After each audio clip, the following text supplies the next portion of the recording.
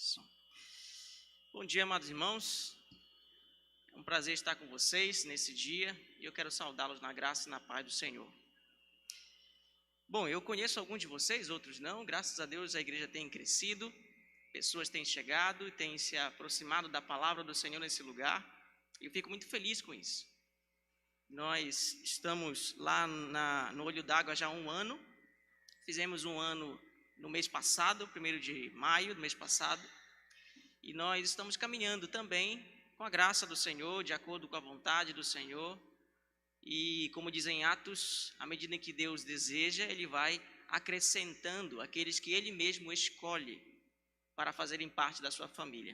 Então eu fico muito feliz de ter o privilégio de fazer parte daquele trabalho e fazer parte desse trabalho também, onde estamos cooperando e labutando juntos pelo crescimento do Evangelho.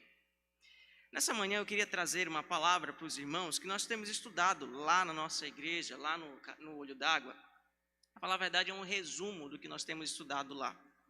Já há algum tempo temos exposto a carta de Paulo a Tito, e eu creio que ela é uma carta muito pertinente, tanto para igrejas que estão iniciando, quanto para igrejas que já estão organizadas.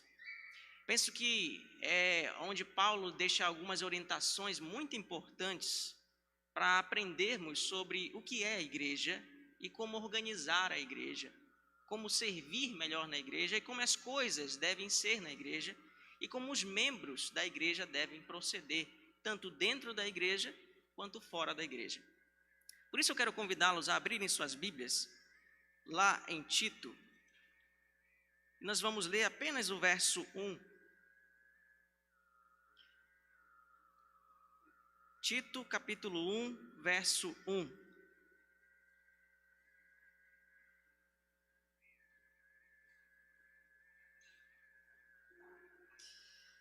Podemos ler juntos, então, a palavra do Senhor. Juntos, Paulo, servo de Deus e apóstolo de Jesus Cristo, para promover a fé que é dos eleitos de Deus e o pleno conhecimento da verdade, segundo a piedade. Vamos orar mais uma vez? Senhor, a Tua palavra está aberta diante de nós e pedimos que o Senhor nos ajude a compreender a Tua palavra, a compreender a Tua vontade, a entender, Senhor, aquilo que Tu queres que nós façamos, a maneira como o Senhor espera que vivamos. Pedimos a graça do Senhor nesse momento tão especial e tão importante para todos nós. Fala ao nosso coração, Senhor. Corrige nossos erros, nos anima a realizar a Tua vontade. Nos convence, Senhor, de que o Senhor sabe o que é melhor para nós e para a glória do Teu santo e excelso nome. Oramos em nome de Jesus. Amém. Você já deve ter passado por isso algumas vezes na vida. Quando nós começamos a reformar ou construir uma casa, a gente fica alegre, a gente vê a empolgação das mulheres em organizar as coisas nos seus mínimos detalhes, dos homens fazerem alguns ajustes para poder receber bem seus filhos. Todos nós, quando vamos comprar um imóvel, nós temos alegria de ver tudo novo. Nós queremos tudo novo, isso é bom. É bom que tenhamos cada coisa no seu devido lugar. A cozinha com cara de cozinha, a sala com cara de sala, o quarto com cara de quarto, de acordo com a personalidade dos filhos também, muitas vezes. É muito interessante como a gente vê os arquitetos, os projetistas, tentando fazer cada detalhe de acordo com a pessoa que está dentro da casa. Quando nós compramos um imóvel, então ficamos alegres, tudo novo. Mas depois de algum tempo você percebe que nós moramos num mundo caído. A tinta começa a desbotar, as paredes começam a descascar, a porta começa a inchar e você começa a ter que fazer algumas reformas. Diante de nós tem uma carta em que Paulo está preocupado em fazer uma reforma numa igreja. A igreja que ele plantou, mas que devido a alguns impedimentos ele não pôde continuar corrigindo algumas coisas, fazendo alguns serviços. Para tanto, então, ele escolhe e resolve deixar Tito em Creta, na cidade de Creta, na igreja de Creta, para reformar algumas coisas, para organizar algumas coisas que ele não conseguiu por escassez de tempo, ajustar. O texto que lemos trata da missão propriamente dita da igreja. A missão da igreja está descrita nesse primeiro verso. Quando Paulo diz que ele é servo de Deus e apóstolo de Jesus Cristo, ele está dizendo que Deus o chamou para anunciar uma mensagem que não é dele, mas é de Cristo. E o propósito para o qual Deus constituiu o apóstolo Paulo como apóstolo é para promover a fé que é dos eleitos de Deus. Em outras palavras, Deus chamou Paulo, Jesus separou Paulo para que este pudesse anunciar o evangelho, e aí, à medida que o evangelho fosse anunciando, as pessoas às quais Deus escolheu iam se chegando para a igreja. E é isso que acontece. E essa deve ser a nossa ambição como igreja. Nós precisamos proclamar o evangelho para que as pessoas que Deus escolheu se acheguem a ela, possam entender a vontade de Deus para elas. Esse é o primeiro propósito da existência de uma igreja. Ela precisa ser uma igreja missionária. Ela precisa entender que ela existe ali para proclamar o evangelho, para que, a partir do evangelho, pessoas sejam salvas. Mas também o segundo propósito, de que Paulo deixa claro, a sua missão e também a missão da igreja, é para promover o pleno conhecimento da verdade segundo a piedade. Se por um lado precisamos pregar o evangelho para que haja salvação, por outro, é necessário pregar o evangelho para que as pessoas que foram salvas sejam piedosas. Em outras palavras, não existe piedade sem a verdade. Nós precisamos entender que Deus chamou pessoas para serem reunidas no local para adoração, mas também chamou para que elas fossem educadas, instruídas, direcionadas a como viverem uma vida piedosa.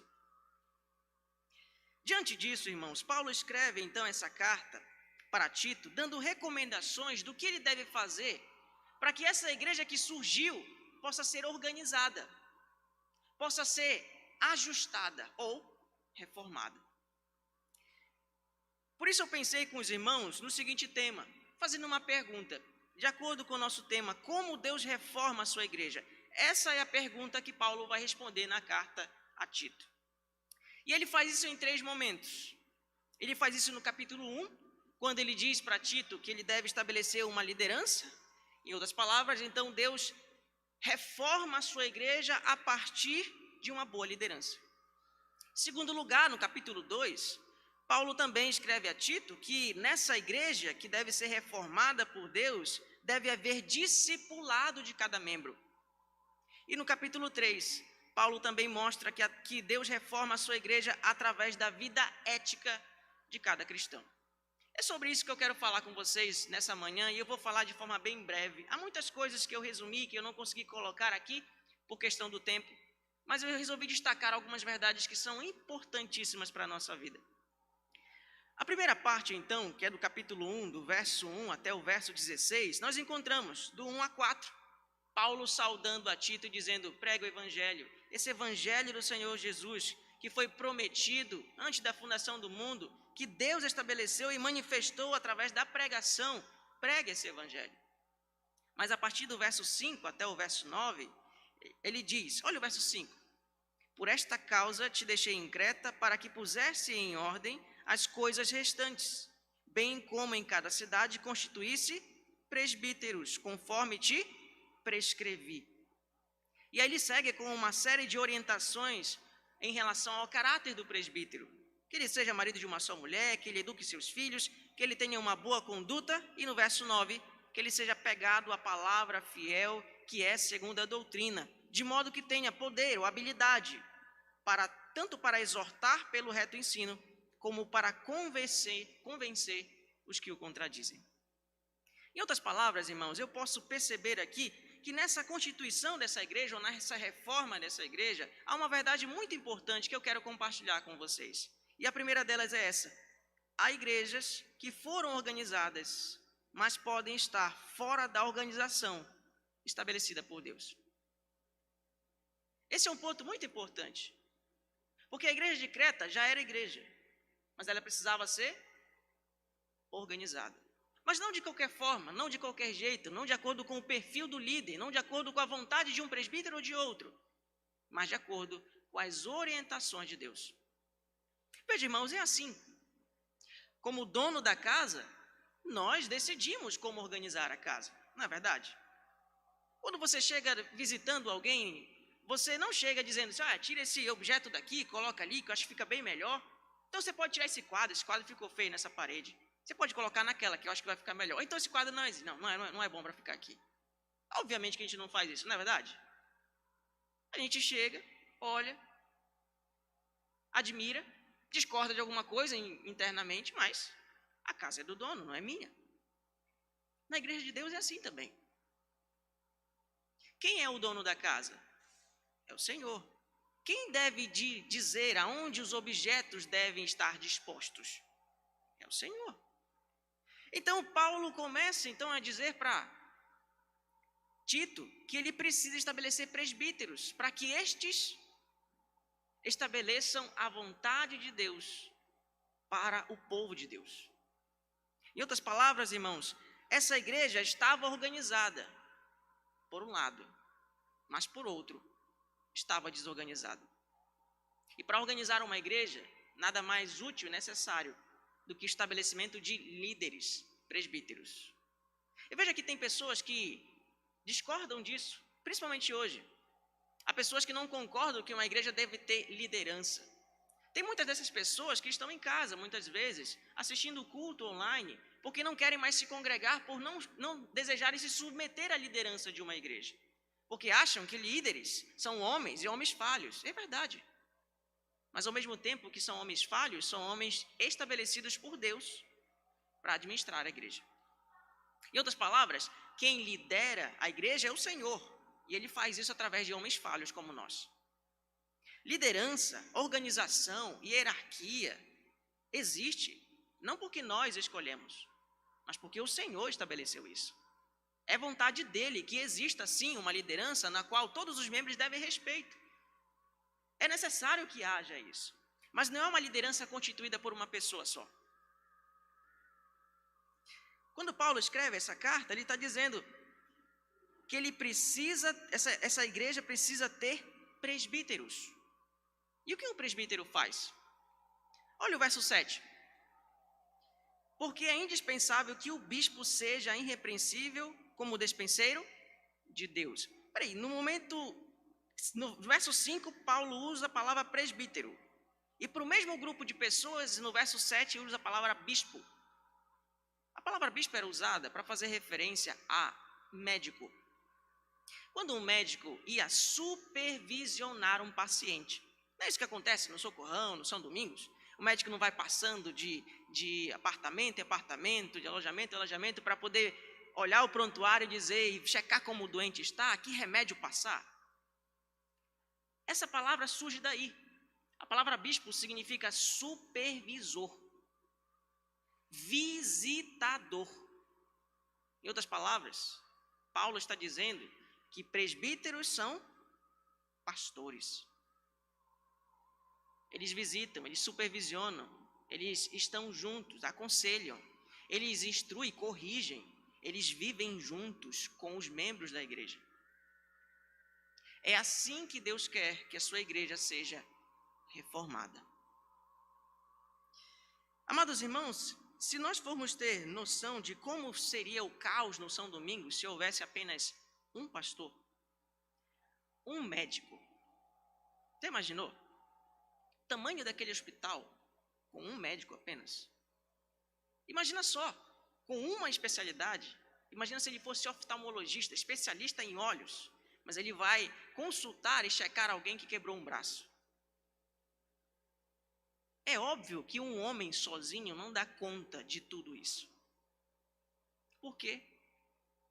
Porque nós somos limitados, irmãos.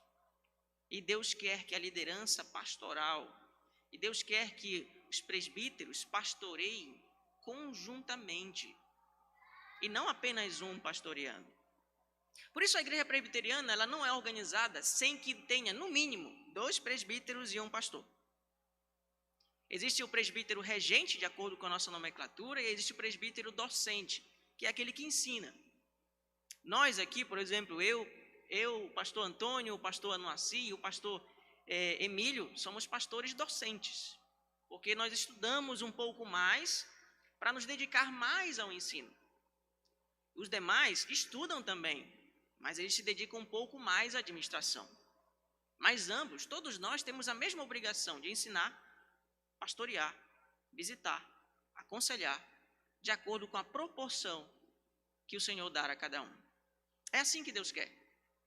Uma igreja organizada precisa ter um colegiado de pastores. Mas, em segundo lugar, há uma outra verdade importante também, que Deus estabeleceu o pastorado coletivo para que a igreja não seja arruinada. Do verso 10 até o verso 16, Paulo trata e diz, olha, eu te deixei lá justamente para você estabelecer presbíteros, para que vocês juntos façam calar aqueles que falam falsamente, que ensinam heresia. Em outras palavras, Paulo está dizendo que é necessário um grupo de pastores para fazer com que a igreja não siga falsos ensinos. É necessário que um grupo de pessoas se envolva com o ensino, com o pastoreio, com a visitação, para que a própria igreja não seja arruinada por aqueles que ensinam falsamente, falsos mestres. Paulo até diz que eles andam pervertendo e arruinando igrejas inteiras, para que a igreja não caia na ruína. É necessário um grupo de pastores. Amados irmãos, assim como uma casa com o tempo se deteriora, uma igreja com o tempo sofre também os efeitos dos falsos ensinos. E por isso precisamos de homens que reformem ela. Essa é uma primeira parte. Deus quer reformar a sua igreja através de uma boa liderança, que pastoreia ela e previne e guarda ela contra falsos ensinos. Em segundo lugar, eu posso encontrar também no capítulo 2 mais uma verdade importantíssima que eu chamaria de um outro pilar da reforma da igreja.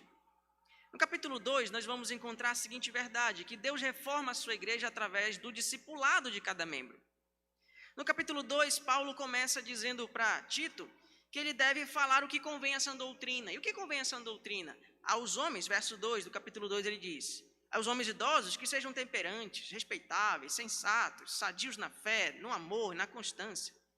O verso 3 ele diz, quanto às mulheres idosas, semelhantemente que sejam sérias em seu proceder, não caluniadoras, não escravizadoras a muito vinho, sejam mestras do bem, a fim de instruírem as jovens recém-casadas a amarem o marido e a seus filhos, a serem sensatas, honestas, boas donas de casa, bondosas, sujeitas ao marido, para que a palavra de Deus não seja difamada.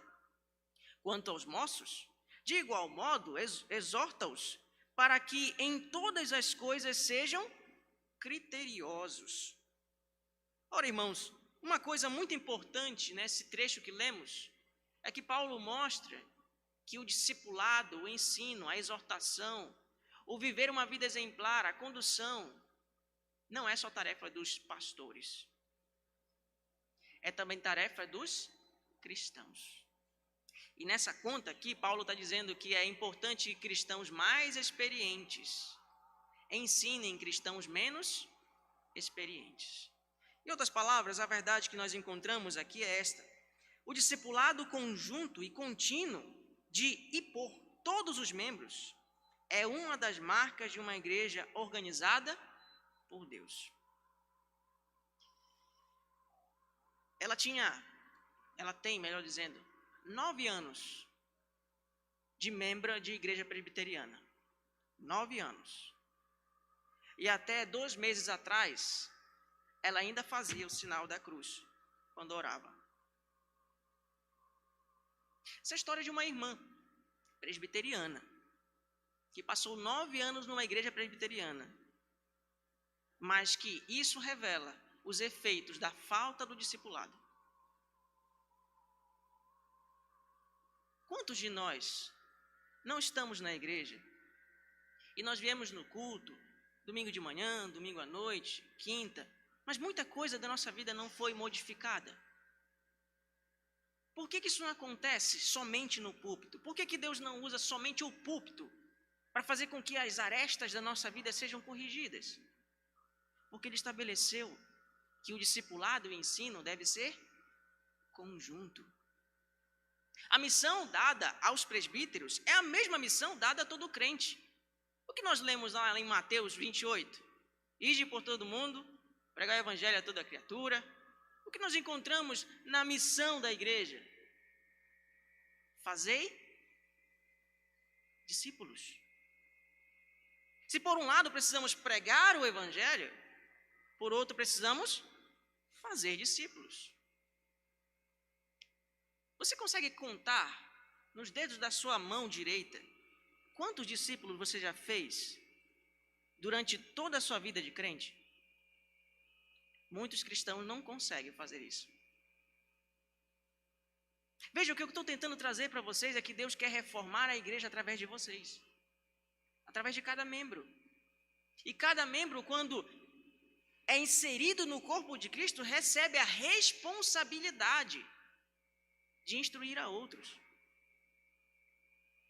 Deus quer que cristãos não somente se convertam, mas também ajudem o processo de amadurecimento de outros cristãos convertidos.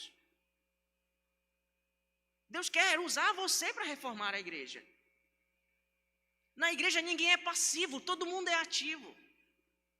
Nós precisamos, como membros da igreja que somos, contribuir para o crescimento espiritual de cada membro. Presbíteros ensinam a alguns, esses alguns ensinam a outros, estes outros ensinam a outros, e assim é a dinâmica da igreja. Não é responsabilidade somente do pastor, dos pastores, dos presbíteros, da diaconia, da liderança discipular a igreja.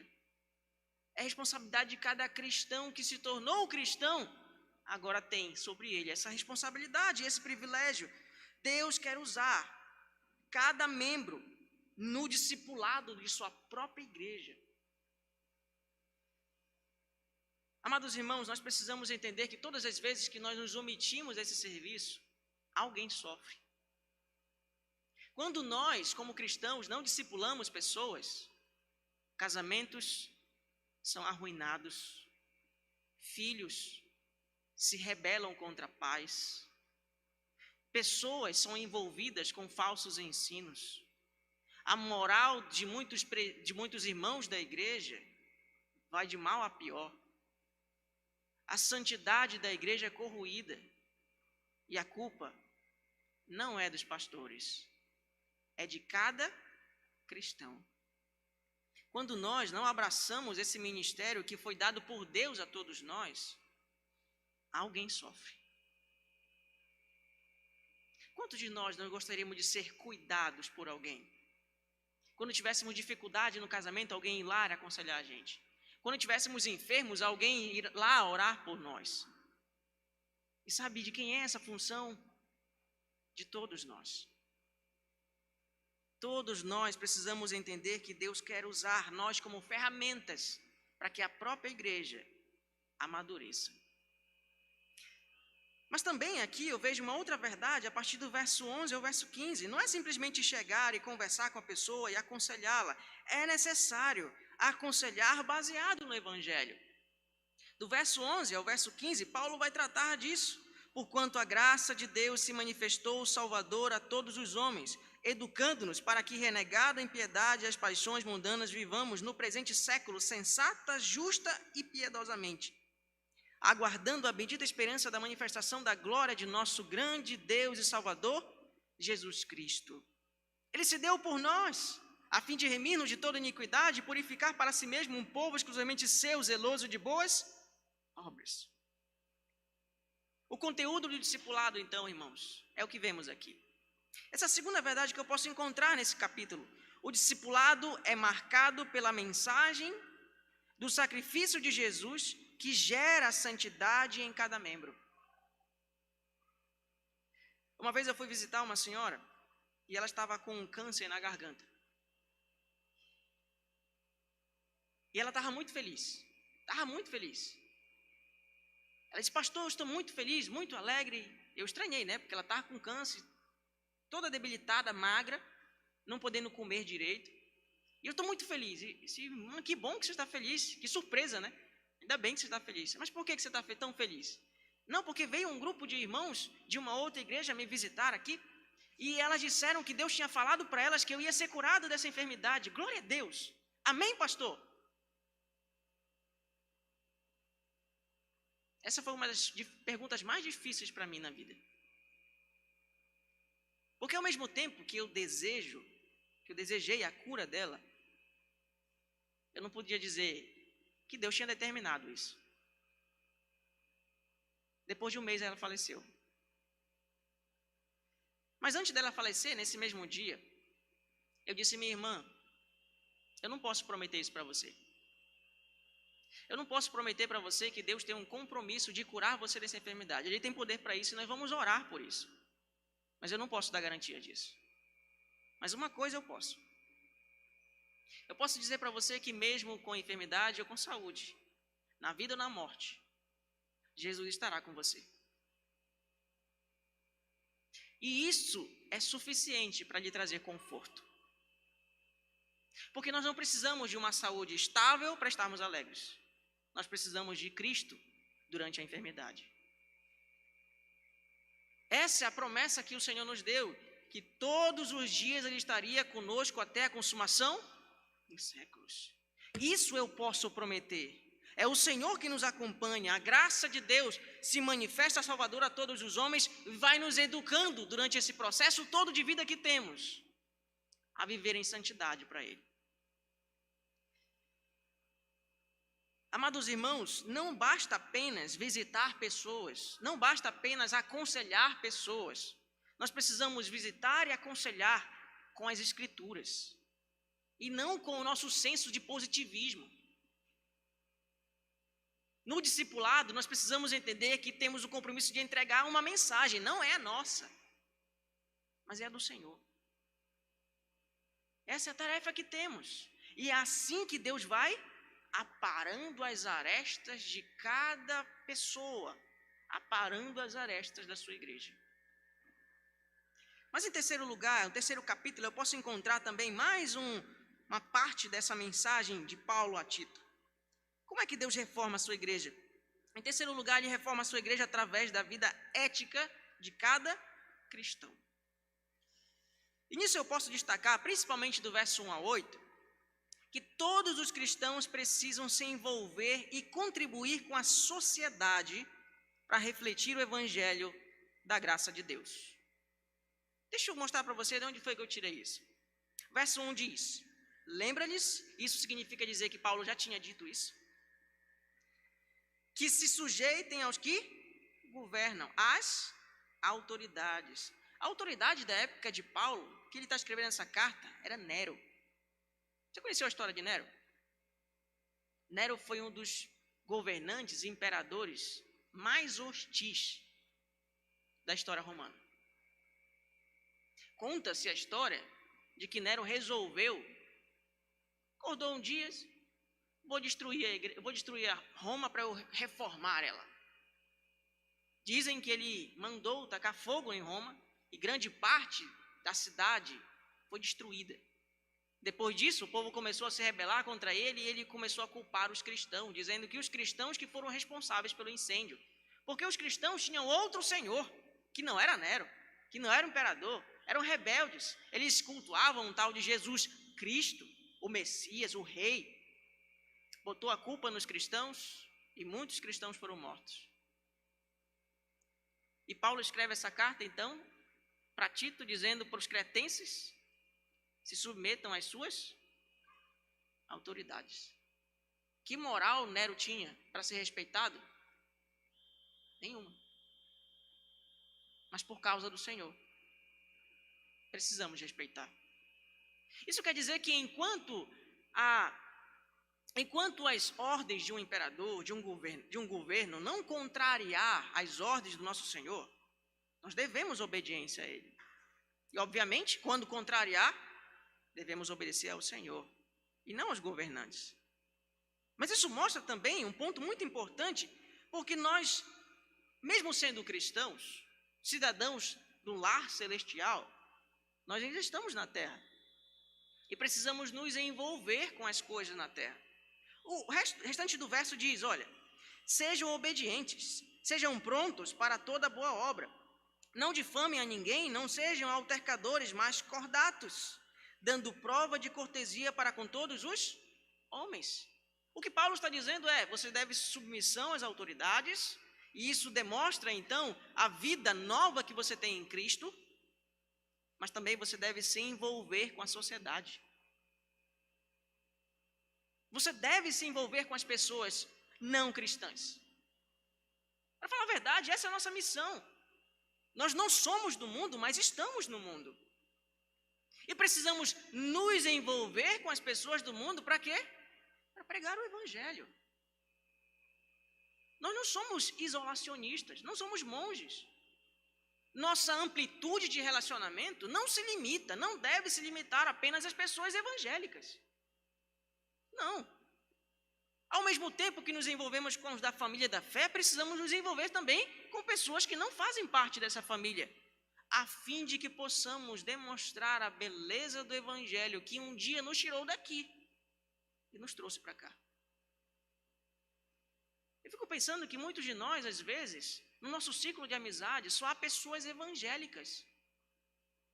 Aonde está o espaço para missões numa vida assim? Por que nós nos envolvemos tanto com programas e projetos e ONGs a favor da proteção da natureza, a favor dos mais necessitados? Muitos de nós não se envolvemos porque achamos que, como crente, devemos se envolver com a igreja. É verdade, você deve se envolver com a igreja, com as programações da igreja, com as coisas que acontecem na igreja. Mas isso não significa dizer que você deve se isolar da sociedade. Pelo contrário. Paulo está dizendo que através desse envolvimento ético, de boa conduta, boa moral, boas obras, através disso é que a igreja vai resplandecendo a luz de Cristo Jesus. A gente precisa entender como cristãos que nós não podemos criar nossos filhos à parte da sociedade. Nós precisamos criar nossos filhos para preservarem a fé, mesmo na sociedade que vivemos, envolvidos com ela, sendo missionários nela. Precisamos no trabalho fazer com que todo mundo saiba que nós somos cristãos. E nesse relacionamento sejam com pessoas que pensam diferente de nós, que falam diferente de nós, que têm práticas ou crenças diferentes das nossas, que elas se sintam respeitadas por nós, abraçadas por nós. Porque um dia éramos inimigos de Deus, e ainda assim o Senhor nos abraçou e nos trouxe para a sua família. E a minha última verdade, irmãos, é que é necessário a exclusão de pessoas contenciosas e heréticas do nosso círculo de relacionamentos. Se por um lado precisamos nos envolver com o mundo para pregar o Evangelho, precisamos retirar do meio da igreja pessoas que não vivem o Evangelho. Olha o que diz o verso 9. Evita discussões insensatas, genealogias e contendas e debates sobre a lei, porque não têm utilidade, são fúteis. Evita homem faccioso, depois de admoestá-lo primeira e segunda vez, pois sabes que tal pessoa está pervertida e vive pecando e por si mesma está condenada. Disciplina é uma coisa que não se fala mais nas igrejas brasileiras. Para falar a verdade, quando falamos em disciplinar alguém, pessoas já ficam olhando a igreja como se não tivesse amor. Mas o próprio apóstolo Paulo fala da disciplina. O livro de Hebreus também fala. Deus é como um pai que disciplina o filho a quem quer bem. Quantos de nós não amamos nossos filhos e por amarmos nossos filhos os disciplinamos? Não colocamos no cantinho. não colocamos de castigo e muitas vezes não repreendemos, até fisicamente se necessário. Isso é prova de amor. Mas Paulo está falando que há um grupo de pessoas, se existir na igreja, que deve ser excluída da igreja. É o evangelho da graça que pregamos, sim. É o evangelho do amor, sim. Mas há pessoas arrependidas de seus pecados e que querem mudar por causa de Cristo Jesus.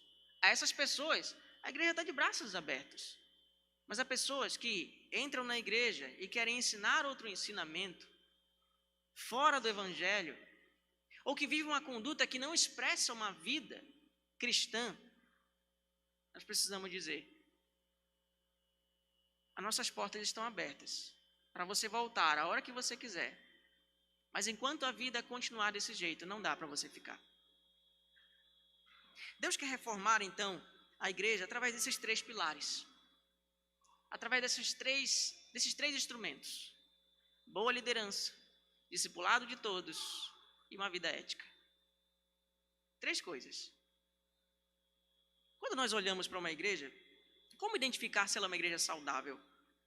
Muitas pessoas olham o departamento infantil, olham as sociedades, olham as programações, se tem uma assistência social, se tem isso, se tem aquilo, se tem uma boa estrutura, se tem um bom nome.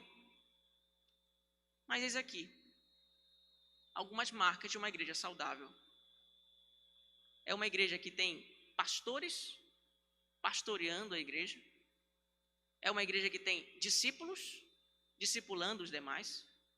E uma igreja que se envolve com o mundo a fim de mostrar a beleza do evangelho a todos. Que Deus reforme não somente a igreja do Olho d'Água, mas também a igreja do Calhau.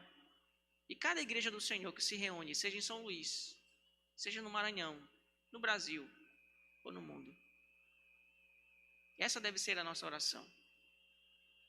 Que a reforma que o Senhor quer, que Ele faça, através de nós e em nós também. Vamos orar.